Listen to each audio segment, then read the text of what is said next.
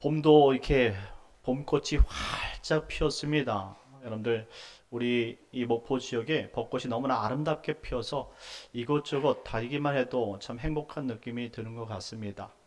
특별히 오늘 주일, 예전 주일처럼 흐리거나 비 오지 않고 또 이렇게 화창한 주일을 주신 하나님께 너무나 감사를 드려요. 우리 앞뒤적으로 인사하실 때 참 잘 오셨습니다. 은혜 받읍시다. 인사하도록 하겠습니다. 참 잘 오셨습니다. 참 잘 오셨습니다. 예, 잘 오셨습니다. 하나님의 은혜를 충만히 받는 시간이 되었으면 좋겠습니다. 예, 잘 오셨어요. 오늘 본문 말씀을 통해서 당신을 찾으시는 아버지 하나님이라는 제목으로 은혜를 나누려고 합니다. 대부분 오늘 본문을 통해서 돌아온 탕자의 비유라고 가르치기도 하지요. 하지만 좀 더 자세히 이 비유를 들여다보게 되어지면은 탕자의 비유가 아닌 잃어버린 아들을 찾는 하나님 아버지의 비유다라고 설명을 드리고 싶습니다.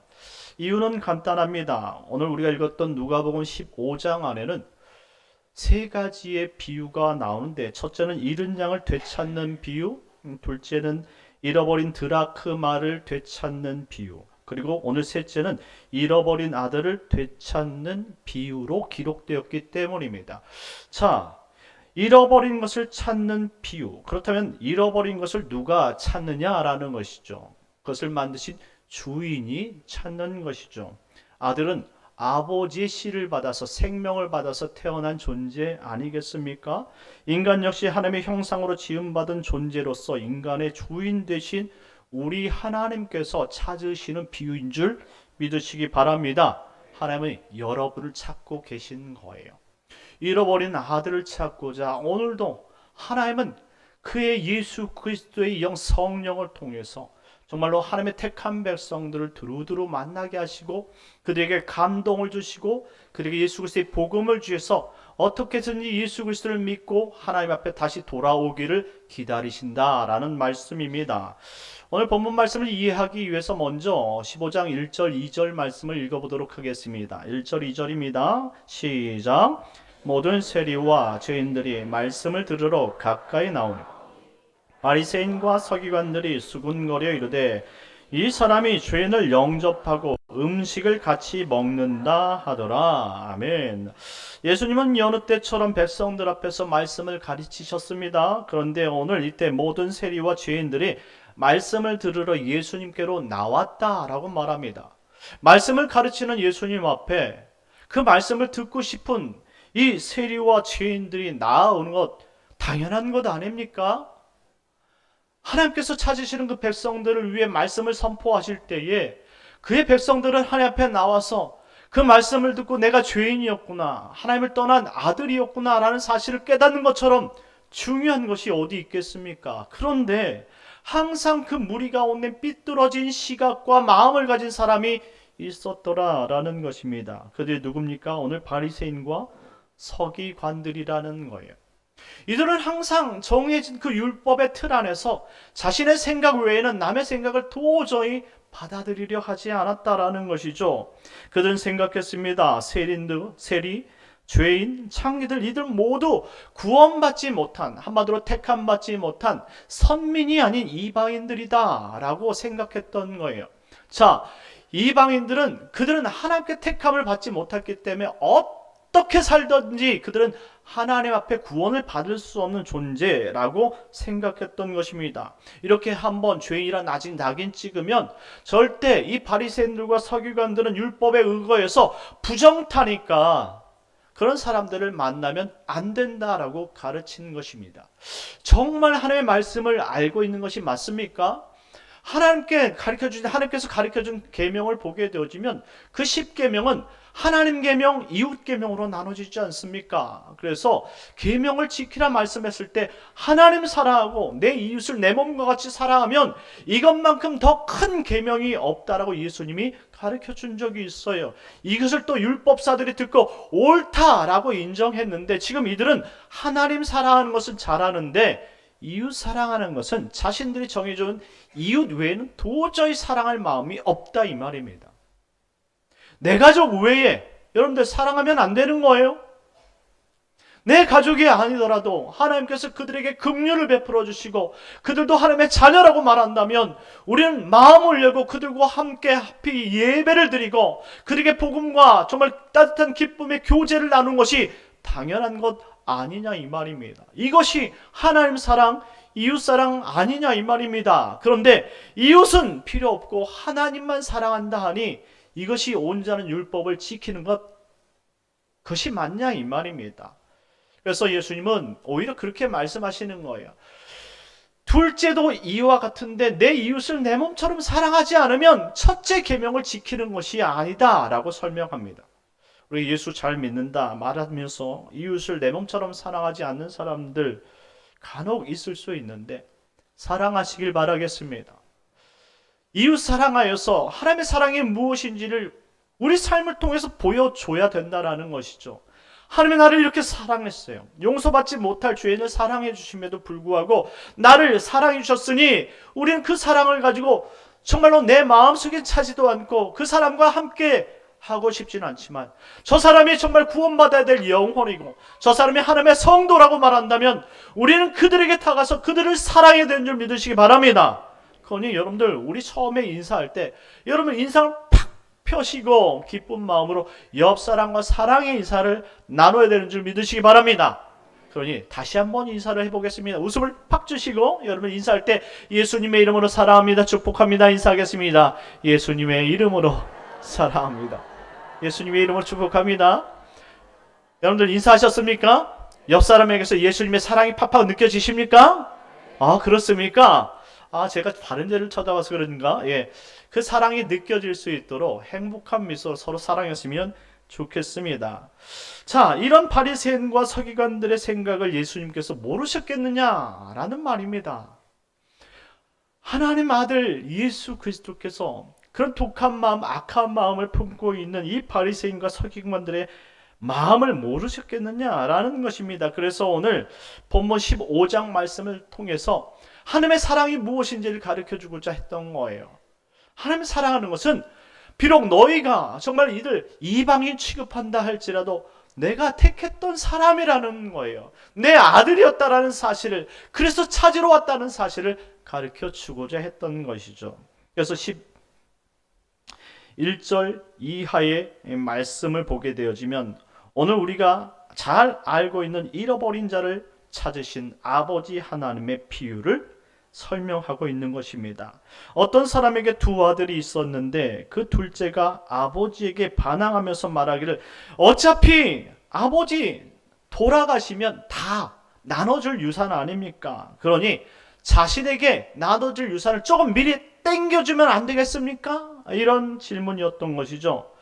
자, 말도 안 되는 이야기죠. 유산이라는 것은 아버지가 정말로 돌아가셨을 때 그 자녀들에게 나눠주는 것이 이 유산인데 살아계시지만 내가 지금 할 게 있으니까 좀 땡겨달라는 거예요. 한마디로 빨리 죽으시면 안 되겠습니까? 아니면 그럴 것이 아니라면 나에게 주시기로 한 그 좀 재산 좀 미리 땡겨주시면 자신이 좀 유용하게 사용하겠는데 그러면 좀 안 되겠어요 아버지?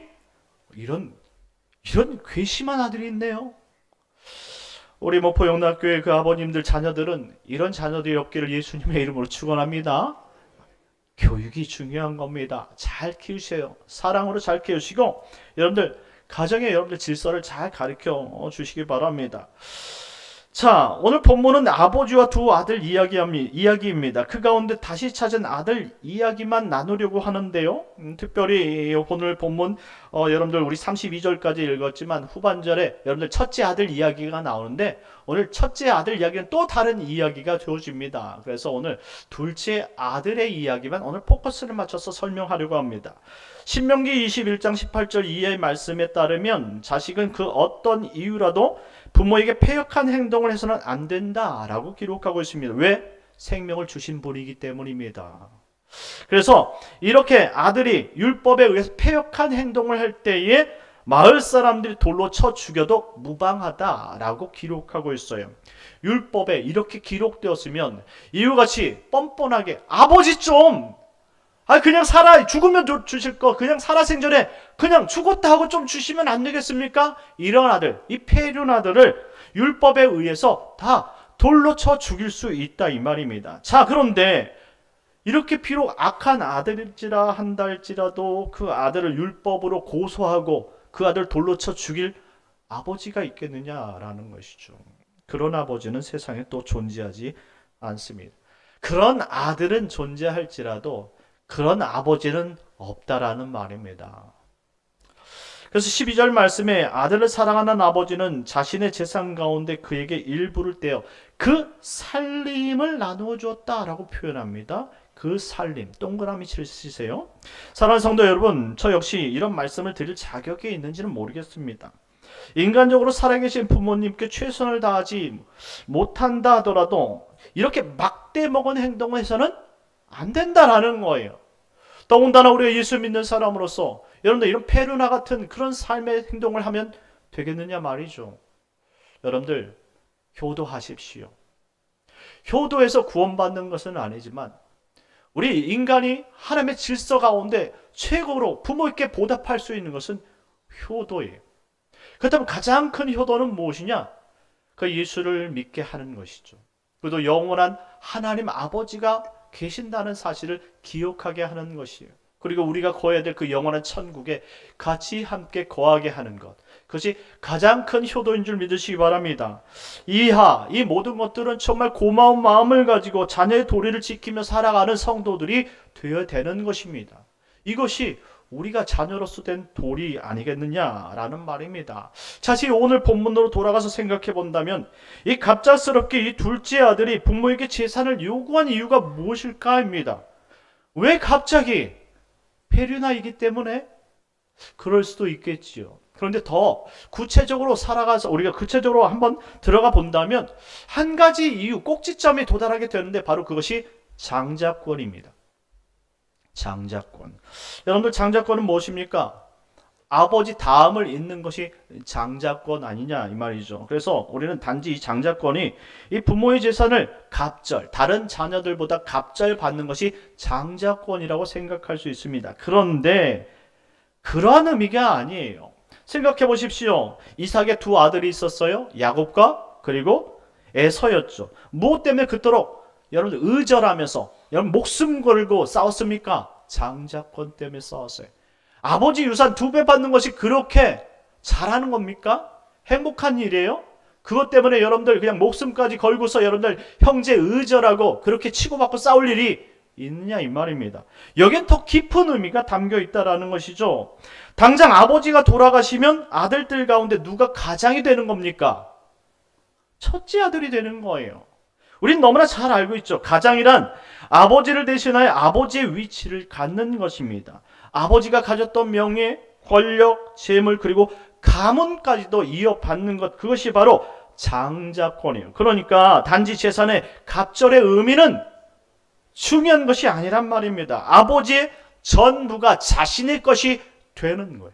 얼마나 중요한 일입니까? 그러니 육적 욕심을 따라 재물을 갖기 원하는 아들들이라면 여러분들 정말 이 재물을 목숨 걸고 그리고 그 목숨을 걸고서 여러분 지키겠지만 진짜 영적으로 뜨인 아들이라면 그 안에 담겨진 생명의 역사를 그것을 붙들기 위해서 장자권을 가져야 된다는 그 바른 생각을 할 수 있다는 것이죠. 그런데 오늘 본문 말씀은 바로 이 육적 욕심을 따라서 어차피 이거 내 것 아니니까 나에게 돌아올 것은 조그만 것이니까 차라리 그것 가지고 나는 세상에서 일해보겠다라는 이런 욕심 가운데 오늘 둘째 아들이 장자권 포기하고 자신에게 주실 그 유산을 달라 말했던 것이죠.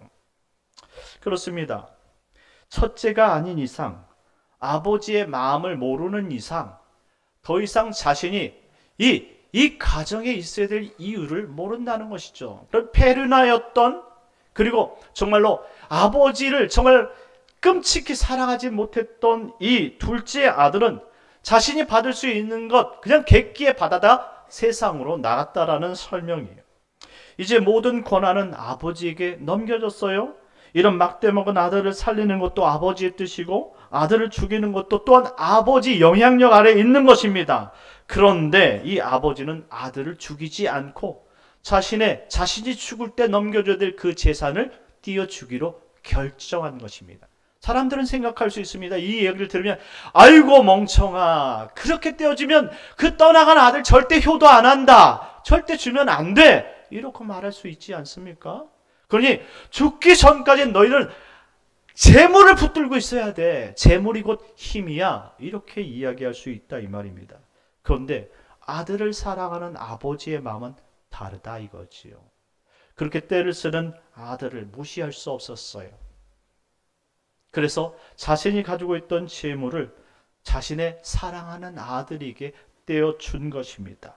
아버지 마음에 상처를 주고 떠난 이 아들이 잘 살면 얼마나 좋겠습니까? 그런데 이렇게 막대 먹은 아들은요, 세상에서 잘 살지 못합니다. 여러분 드라마를 보십시오. 어떤 드라마에서 이런 막대 먹은 사람이 결국은 어떻게 돌아옵니까? 망해서 돌아오는 거예요. 세상에서도 여러분들 망해서 돌아오는데, 여러분들 하나님 믿는 사람이 여러분들 막대 먹고 살면 여러분들 성공해서 돌아올 수 있겠습니까? 자, 이 아들은 타락한 세상에서 아버지가 물려준 재산을 흥청망청 탕진하면서 허랑방탕하며 살았습니다. 그런데 중요한 것은 오늘 예수님께서 하시고 싶은 말씀은, 그렇다고 해서 이 폐륜을 저지른 이 둘째 아들이 아버지의 아들이 아니란 말씀이 아니라는 걸 해주고 싶은 거예요. 세상에 못난 아들일지라도 여전히 그는 하나님의 아들이고 아버지의 둘째 아들이라는 것입니다. 그것이 바로 예수님께서 긍휼을 베풀었던 세리고 창기이고 이방인들이었다라는 사실입니다. 거기에 더하여서 우리라고 덧붙일 수 있는 것이죠. 14절 말씀 다 같이 읽겠습니다. 14절입니다. 시작. 다 없앤 후 그 나라에 크게 흉년이 들어 그가 비로소 궁핍한지라. 아멘. 다 없앴다라는 말이 뭡니까? 아버지께 받은 그 유산을 그냥 한순간, 아니면 어쩌면 한순간이라도 점점 몰락해버렸다는, 다 사용해서 이제 가진 것이 없다라는 거예요. 비로소 궁핍함지라 이라는 이 문장은 드디어 궁핍이 그 사람을 통치하기 시작했다라는 거예요. 이제 자신의 자아가 통치하는 것이 아니라 세상의 물질이 그를 움직이기 시작했다는 거예요. 세상의 물질 따라다니는 사람은 어떻게 할까요? 돈 주는 것이라면 다 가는 거예요. 돈이 되는 것이라면 다 하는 거예요. 사람 죽이라면요, 죽이는 것이죠. 그것이 세상의 원리라는 것입니다.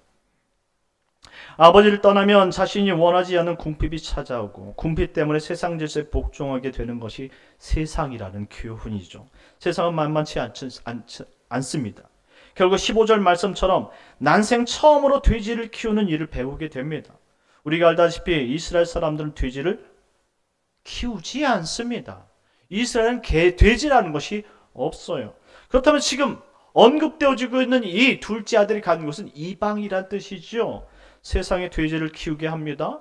그래서 이 돼지는 부정한 동물이기 때문에 이스라엘 사람 한 번도 접해보지 않은 그 동물을 치우고 있는 거예요. 얼마나 불쌍한 아들이 된 것입니까? 한마디로 말씀을 떠난 이 죄인의 모습을 가르쳐주고 있는 것입니다. 그렇게나 아버지의 존귀한 자녀가 세상 속에서 아버지의 거룩한 신분을 잃어버리게 됐어요.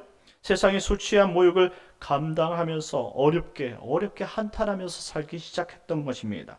16절 말씀해 보니까 얼마나 배가 고팠는지 사람이 먹지 못하는 돼지가 먹는 이 쥐엄 열매를 붙들고 그거 뺏어 먹고 있었다 이 말입니다. 한마디로 쓰레기통 뒤져다가 그 남은 음식 찾아다 먹었다 이거예요. 이렇게 추악하고 정말 힘든 인생이 바로 이 둘째 아들의 인생이 되었다라는 말입니다. 이제 아버지 하나님의 존귀함은 사라졌어요. 그는 배은망덕한 폐륜아의 죄의 몫인 이방인의 신분만 남은 형편없는 사람이 되고 만 것입니다. 그런데 여기서 중요한 것은 하나님의 자녀에겐 분명히 이런 어려움 속에서도 하나님의 은혜가 있는 줄 믿으시기 바랍니다. 예수님께서 해주고 싶은 말씀입니다. 그래서 17절, 18절, 19절 말씀 다 같이 한번 읽어보겠습니다. 시작. 이에 스스로 돌이켜 이르되 내 아버지에게는 양식이 풍족한 품꾼이 얼마나 많은가. 나는 여기서 줄여 죽는구나. 내가 일어나 아버지께 가서 이르기를 아버지, 내가 하늘과 아버지께 죄를 지었사오니 지금부터는 아버지의 아들이라 일컬음을 감당하지 못하겠나이다. 나를 품꾼의 하나로 보소서 하리나 하고. 아멘. 자, 이에 스스로 돌이켰다라고 표현합니다. 이 문장이 우리에게 얼마나 중요한 문장인지를 생각해 볼 필요가 있어요. 로마서 3장 11절 이하의 말씀에 보면 이 성경 말씀에 깨닫는 자도 없고 하나님을 찾는 자도 없고 다 치우쳐 함께 무익하게 되고 선을 행하는 자는 없나니 하나도 없다라고 말하고 있습니다. 깨닫는 자도 없고 하나님을 찾는 자도 없는데 어떻게 다시 돌이킬 수 있었느냐 이 말이죠. 어떻게 아버지께로 돌아갈 마음을 가지게 되었느냐라는 것이죠. 한마디로 환난과 고통 속에서 무엇인가 아버지께로 돌아갈 만한 것이 그에게 있었다라는 전제가 담겨 있는 것이죠. 그렇지 않고는 찰타락한 인간이 절대 아버지께 돌아갈 수 없기 때문입니다. 그렇다면 이 둘째 아들은 무엇이 달라서 아버지께로 돌아갈 수 있었느냐라는 것이죠. 오늘 우리가 읽었던 본문 12절 말씀으로 다시 돌아가게 되어지면 둘째 아들이 떼쓰고 자신에게 유산을 나누어 달라고 협박할 때에 아버지가 이런 협박에 못 이겨서 그 둘째 아들을 너무나 정말로 어여삐 여겨 정말 가엾이 여겨서 나눠진 유산을 무엇이라고 표현합니까? 살림이라고 표현합니다. 살림. 이 살림이라는 단어가 비오스라는 단어인데요. 이것이 영어의 바이오입니다. 생명이란 뜻을 가지고 있어요. 아버지의 생명을 나눠준 자는 환난과 핍박과 고통이 오면 그때 다시 아버지를 붙잡는다라는 표현이에요. 한마디로 예수 믿는 사람들이 고통과 어려움 속에 있는 것이 그렇게 나쁜 것은 아니란 말입니다. 고통이 주는 유익이 있고 환난이 주는 유익이 있다라는 말이에요. 시편 37편 23절 24절 말씀에 보니까 여호와께서 사람의 걸음을 정하시고 그의 길을 기뻐하시나니 그는 넘어지나 아주 엎드러지지 아니하면 여호와께서 그의 손으로 그를 붙드심이로다 라고 말씀하고 있습니다. 사람의 걸음을 정했다라는 것은 내가 너를 택했다 이 말입니다. 세상 환난과 역경과 어려움 속에서 정말로 사람답지 않게 산다 할지라도 그가 넘어지되 아주 엎드러지지 않는 이유는 그가 내 아들이기 때문에 내가 그를 붙잡고 있기 때문에 하나님께서 그를 부여잡고 있기 때문에 그 생명이 남아있기 때문에 그가 다시 하나님을 찾을 수 있다 이 말입니다. 그러니 고통 속에 있는 그리스도인들은 낙심할 필요가 없어요. 오히려 그 고통이 우리에게 유익이 되는 것입니다. 그 고통 때문에 내가 기도해야 된다는 사실을 알게 되는 거예요. 내가 평안할 때는 하나님이 살아계신 존재를 잘 몰라요. 그러니 여러분들 평안할 때는 자신이 원하는 대로 다 찾아갑니다. 그래서 때로는 날씨가 좋으면 여러분들 하루 정도 주일 정도는 막 빠지고 들로 산으로 캠핑 가버려요. 하지만 이런 곤고함이 자신에게 여러분들 갑자기 밀려올 때에 어떻게 됩니까? 갑자기 하던 것도 안 되고 정말로 모든 것들이 점점 안 되기 시작하고 자녀들도 방황하고 집이 마치 풍비박산 나는 것처럼 안 될 때에 내가 무엇이든 할 수 없는 그때가 올 때에 그 사람이 무엇을 생각하느냐 이 말입니다. 하나님의 자녀라면 하나님께 기도해야 된다는 생각을 가지게 된다는 거예요. 그러니 하나님께서 붙들고 있는 이 한 사람, 하나님의 아들 된 이 주의 택한 백성은 비록 형편이 어렵고 고난이 연속일지라도 하나님의 놀라운 사랑의 끈으로 말미암아 다시 주님 앞에 돌아오게 되는 줄 믿으시기 바랍니다. 그러니 고통이 하나님께로 찾아오는 통로가 된다는 사실이에요. 그래서 둘째 아들은 결국 아버지께로 다시 돌아오기로 결심하게 되었다라는 표현입니다. 이것이 은혜인 줄 믿으시기 바랍니다. 20절 말씀 다 같이 읽겠습니다. 20절입니다. 시작. 이에 일어나서 아버지께로 돌아가니라. 아직도 거리가 먼데 아버지가 그를 보고 측은히 여겨 달려가 목을 안고 입을 맞추니. 아멘. 아직도 거리가 먼데 이게 아버지 심정입니다. 솔직히 이 집까지 어떤 거리가 남은지 모르지만 아직도 거리가 멀다라는 것은 집까지 남은 거리가 아주 많다라는 뜻입니다. 그런데 그 끝에 누가 계셨느냐? 아버지가 계셨다라는 사실입니다. 놀랍지 않습니까? 마치 우연의 일치처럼 어쩌다가 아버지가 아들의 오는 모습을 일하다가 발견한 것일까요? 아닙니다. 율법상 그럴 수가 없어요. 율법에는 분명히 그가 돌아올 때 가장 먼저 그 아들을 발견한 사람이 율법에 의해 폐륜한 사람들은 이미 심판에 의해 돌로 쳐 죽여야 돼요. 그러니 그 아들을 살릴 수 있는 유일한 법은 아버지가 항상 그를 먼저 달려가서 안을 수 있는 거리가 되어야 된다 이 말입니다. 다시 말하면 이 폐륜하라고 생각하고 있는 율법으로 죽은 바 된 이 아들을 아버지는 살리고 싶었던 거예요. 반드시 돌아올 것인데 언제 돌아올지 모르니 노심초사 그 자리에 항상 다른 사람보다 앞장서 있었다라는 표현입니다. 이게 우리 하나님 아버지의 마음인 줄 믿으시기 바랍니다. 여러분들이 힘들고 고통과 고난 속에서 정말로 나는 왜 이렇게 안 되지? 나는 무엇을 해도 이렇게 안 되지? 나는 이렇게 재질이 없지? 죽고 싶다. 이렇게 말하고 싶을 때 정말로 우리가 죽기 전에 나에게 돌아갈 곳이 있지. 내가 예전에 다녔던 교회가 있었고 분명히 예수님 믿으면 행복해진다고 말씀하셨고 예수 믿는 사람은 천국에 간다고 말했는데 이런 나도 예수 믿으면 다시 하나님의 자녀가 될 수 있을까? 천국에 갈 수 있을까? 이렇게 하나님의 복음이 그 생명의 연줄이 돼서 그를 부여잡고 결국 그 어려움을 통해서 다시 자신의 자리로 돌아오게 하시는 역사가 있다는 말입니다. 그러니 오늘 아버지가 그를 돌이키게 그를 기다린 이유가 그가 돌아오는 그 자리에 그의 생명을 품고 그에게 영원한 아버지의 자리를 물려주기 위함인 줄 믿으시기 바랍니다.